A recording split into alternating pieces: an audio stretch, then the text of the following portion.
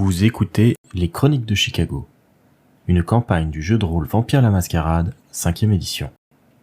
Entrez dans le monde des ténèbres, mais soyez avertis, c'est un univers aussi violent qu'impitoyable, et nos joueurs y incarnent des monstres de la nuit qui pourraient être amenés à commettre de sinistres actions. Ce podcast se destine donc à une audience adulte.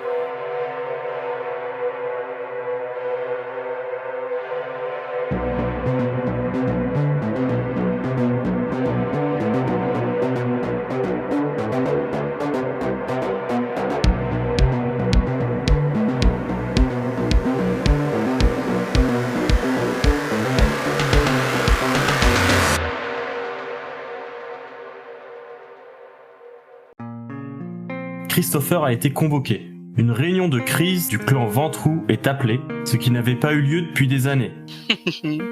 J'imagine que la dernière fois, c'était quelque chose comme, je sais pas, pour les anarques. En 87, effectivement.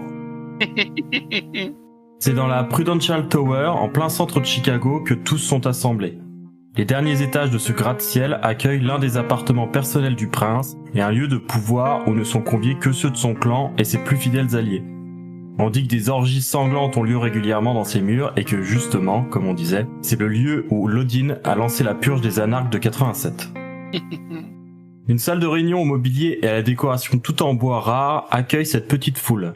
Le clan Ventroux est très présent à Chicago et la descendance personnelle du prince en constitue l'écrasante majorité.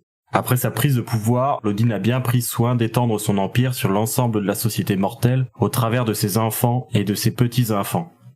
Du coup, le prince au trait nordique est installé tout au bout, et de part et d'autre, Christopher peut reconnaître un certain nombre de membres du clan.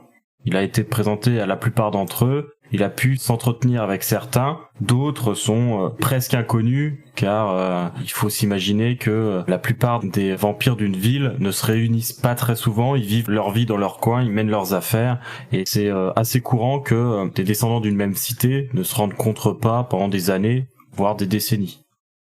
Lodin a vraiment une apparence nordique. Il aurait émigré aux États-Unis il y a longtemps. Finalement, ça explique son nom.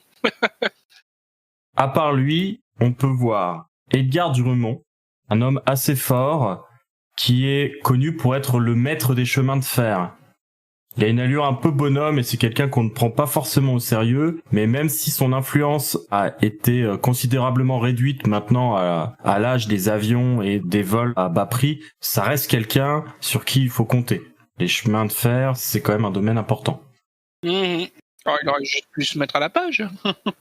Ouais, mais c'est un obsédé des trains apparemment, c'est vraiment sa passion. Il n'a pas vraiment voulu entrer dans l'avenir en s'intéressant aux avions. En face de lui, on peut voir également Horatio Ballard, qui est un imposant homme d'affaires. Il doit peser pas loin de 200 kilos et il fait au moins 1m85, peut-être même 1m86. Quelqu'un de très imposant, faut s'imaginer un peu le Kingpin de Spider-Man. Et c'est typiquement le même genre de personnage. Ouais, j'imagine bien. Ouais. C'est plus comme ça que j'imagine Lodin, moi. Non, Lodin, c'est le beau gosse qui dirige. Alors, à part eux, on peut voir aussi Sovereign, le conseiller fiscal du prince, ainsi que Capone, dont la mamie sur le crime organisé n'a pas faibli avec les années. On peut voir également un des enfants préférés du prince, Edward Nelly, qui lui sert de sénéchal et qui est très souvent son messager auprès des autres descendants de la ville. Puis on l'a pas déjà rencontré ? Oui, tout à fait. Vous l'aviez rencontré lorsque vous étiez allé au musée pour faire votre petit rapport. Oui, c'est ça. Et en fait, c'est lui qui s'était occupé de le recevoir en lieu et place de Balthazar. Il y a également Kevin Jackson, l'élégant leader du gang des Bloods, seul afro-américain de la pièce. Et très clairement, il l'assume et il le sait lui-même. S'il a été étreint, c'est parce que Lodin avait besoin de quelqu'un pour chapeauter un petit peu les gangs qu'il y a en ville. Chicago étant une ville qui est envahie par les gangs de minorités raciales. Kevin Jackson s'est imposé comme un élément intéressant pour lui. Il a du charisme en tout cas. Et également Joseph Peterson, qui est le gardien de la mascarade à travers son contrôle total des médias locaux. C'est lui qui s'assure que aucune nouvelle qui pourrait menacer la mascarade ne parvienne sur les pages d'aucun journaux ou ne parvienne à l'écran d'aucune émission de la région. Donc quelqu'un de très influent.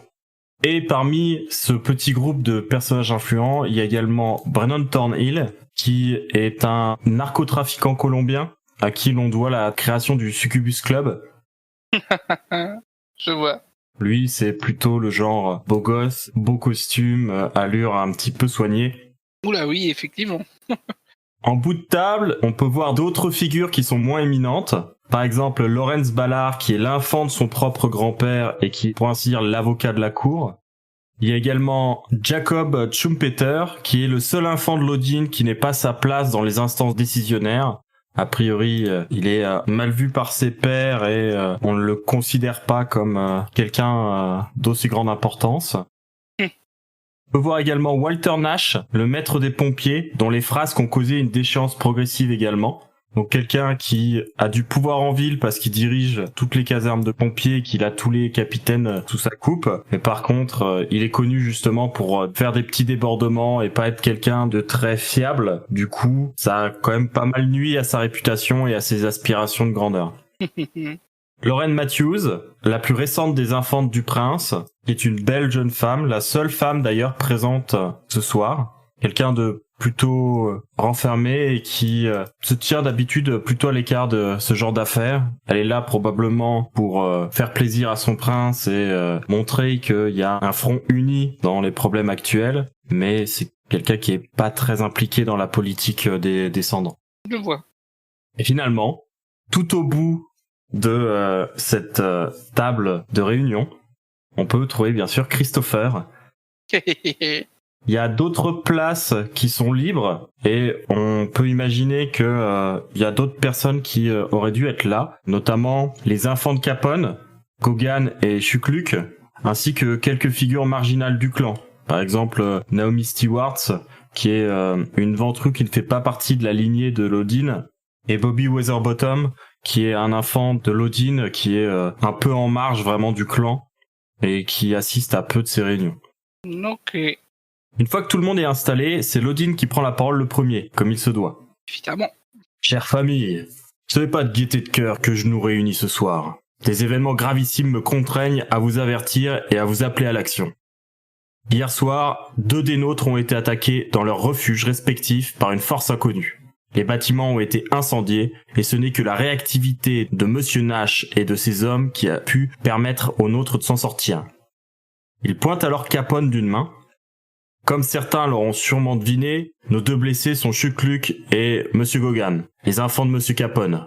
Le premier est sous la protection de ses alliés des triades, le second ne devrait pas tarder. J'ai demandé à Balthazar de nous l'amener. C'est Ballard qui prend alors la parole pour exprimer son mécontentement. C'est inacceptable! Ne serions-nous plus à l'abri dans nos propres refuges? Et qui oserait ainsi s'en prendre à des membres de la Camarilla? Des ventrus qui plus est! Les échanges sont alors vifs entre les différents convives, mais se résument aisément. Tous sont plus inquiets pour leur sécurité personnelle que par le sort des 2 blessés. Forcément, ouais. Certains suggèrent une action de Mal Davis, l'ancien leader des anarches, puisque les 2 rescapés sont connus pour leur participation active à leur répression. Forcément, oui. D'autres envisagent l'action de chasseurs, mais l'idée est repoussée vu que les attaques ont eu lieu la nuit et non le jour. Pas faux. Les regards que s'échangent les membres du clan Ventrou sont éloquents et il est probable que la plupart se soupçonnent les uns les autres. Christopher, lui, va rester calme, silencieux, observateur. Il ne participe pas aux échanges, il essaye d'écouter. Par contre, du coup, s'il est calme et silencieux, est-ce qu'il est attentif à certaines choses? Est-ce qu'il focalise son attention sur certaines personnes en particulier? Déjà, il veut voir la réaction de Capone, même si il pense pas du coup que ça soit de fait Capone. Alors, tu vas me faire un jet d'astuce plus empathie. Alors, astuce, empathie, astuce, 4, empathie 2, donc 6. 10, est-ce que tu veux faire un coup de sang? Non, pas la peine. 5 succès, c'est excellent. Christopher focalise son attention un peu sur Capone alors que les échanges ont lieu et alors que le parrain essaye probablement de le masquer, La nouvelle semble lui avoir tiré un petit sourire en coin, comme si il était satisfait de ce qui s'était passé. Ah, c'est étrange, ça. Ok. Christopher ne fera rien de plus. Est-ce qu'il s'intéresse à un autre personnage en particulier ? Pas forcément, parce qu'à ce stade, il n'a pas spécialement d'indices allant vers l'un ou l'autre, donc reste à voir ce qu'il adviendra quand le shérif va arriver. Alors que les débats vont bon train, le prince prend à nouveau la parole, alors qu'il écoutait jusque-là silencieusement. Lui aussi. Les mains jointes sur la table devant, quand il se met à parler, tout le monde se tait immédiatement. Le regard bleu acier du Nordique transperce son interlocuteur. Lodin n'a pas besoin de ses pouvoirs pour être intimidant. Monsieur Dawson, pensez-vous que cette affaire puisse avoir un lien avec celle dont votre coterie se charge ? Mon prince, j'en suis assez persuadé, oui. Je pense que les personnes qui sont derrière ces attaques sont les personnes que nous essayons, nous les Cerbères, de débusquer. En tout cas, la coïncidence me paraît fort grossière si elle n'est pas avérée. Tous t'écoutent, mais alors que Christopher a à peine fini sa phrase, la porte à double battant s'ouvre en grand pour révéler Balthazar, le shérif, vêtu tout de noir, avec un sac de marin sur l'épaule. Il est allé le chercher. Effectivement. Lodin lui fait alors signe de se décharger de son fardeau, et le shérif en déverse le contenu sur la table devant le prince. Tous alors comprennent ce qu'entendait Lodin lorsqu'il disait que Balthazar allait amener Gogan. Un corps en bonne partie calciné s'échappe du sac, et une odeur de chair brûlée insupportable envahit immédiatement la pièce. Le corps est dans un état lamentable, mais Christopher sait que pour un descendant, du moment que le corps est encore à peu près en une seule pièce, il y a possibilité de se régénérer et de revivre à un moment donné. En fait, quand un descendant subit suffisamment de dégâts pour qu'il perde conscience, on appelle ça la torpeur. Son corps devient comme celui de n'importe quel mort. Et selon des critères un peu obscurs, mais qui tiennent majoritairement à son humanité, la torpeur va durer plus ou moins longtemps. C'est-à-dire qu'un vampire très humain va peut-être passer quelques jours sous cet état avant de se réveiller, terriblement affamé, mais vivant. Alors qu'un vampire qui, lui, par contre, est proprement inhumain et cruel, va voir son temps de torpeur s'étaler peut-être même sur des dizaines ou voire des centaines d'années. Ce qui fait que certains vampires très anciens sont encore vivants, en torpeur, quelque part, et peut-être qu'un jour ils finiront par se réveiller, il y aura des problèmes. Si ça se trouve, les mythes de momies, c'était jamais que des vampires égyptiens en torpeur réveillés. Alors, on viendra peut-être un jour aux histoires de momies, vu qu'on a une cétite dans le groupe, mais les momies, c'est encore autre chose dans le monde des ténèbres. On en reparlera peut-être.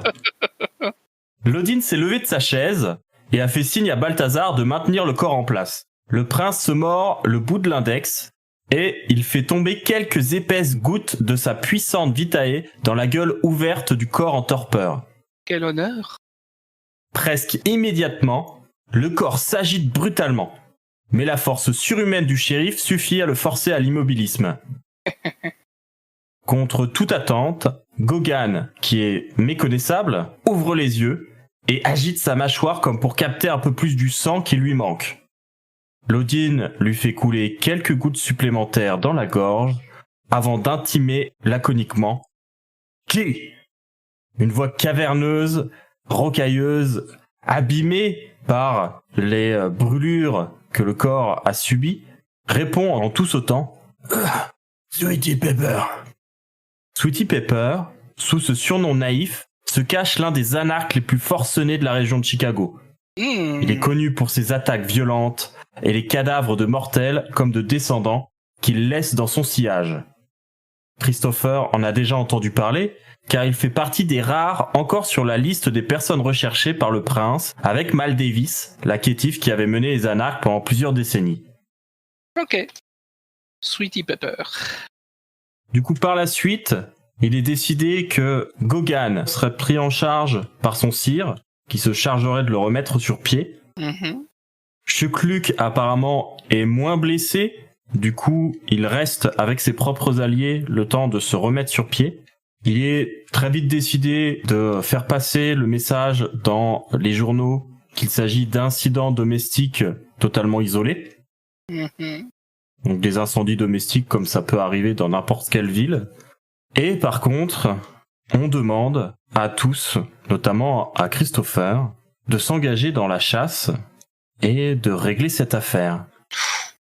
Christopher inclinera la tête et dira « Je suis déjà, bien évidemment, engagé. C'est sur ça qu'on va le laisser.